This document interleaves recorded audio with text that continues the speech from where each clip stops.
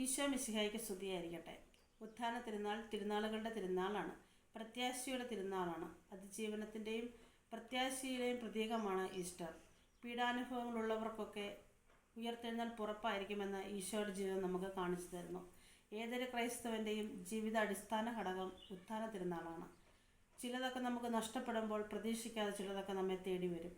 യോഹന്നാൻ്റെ സുവിശേഷം 11-ാം അധ്യായത്തിൽ മർത്ത ഈശോയോട് പറഞ്ഞു, നീ ഇവിടെ ഉണ്ടായിരുന്നുവെങ്കിൽ എൻ്റെ സഹോദരൻ മരിക്കുകയില്ലായിരുന്നു. യേശു പറഞ്ഞു, നിന്റെ സഹോദരൻ ഉയർത്തെഴുന്നേൽക്കും.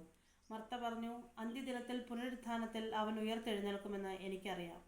യേശു അവളോട് പറഞ്ഞു, ഞാനാണ് പുനരുത്ഥാനവും ജീവനും. എന്നിൽ വിശ്വസിക്കുന്നവൻ മരിച്ചാലും ജീവിക്കും. അങ്ങനെ ജീവിക്കുകയും വിശ്വസിക്കുകയും ചെയ്യുന്നവൻ ഒരിക്കലും മരിക്കുകയില്ല. എൻ്റെ പ്രിയ സഹോദരരെ, ഉത്ഥാന തിരുനാളിലെ ഏറ്റവും വലിയ സന്ദേശം ഇതാണ്. ക്രിസ്തുവിൽ വിശ്വസിക്കുന്നവൻ, ക്രിസ്തുവിൽ ജീവിക്കുന്നവൻ ഒരിക്കലും മരിക്കുകയില്ല. എല്ലാവർക്കും ഈ ഈസ്റ്റർ ദിനവും വരും ദിനങ്ങളും നന്മ നിറഞ്ഞതാകട്ടെ. ആമേൻ.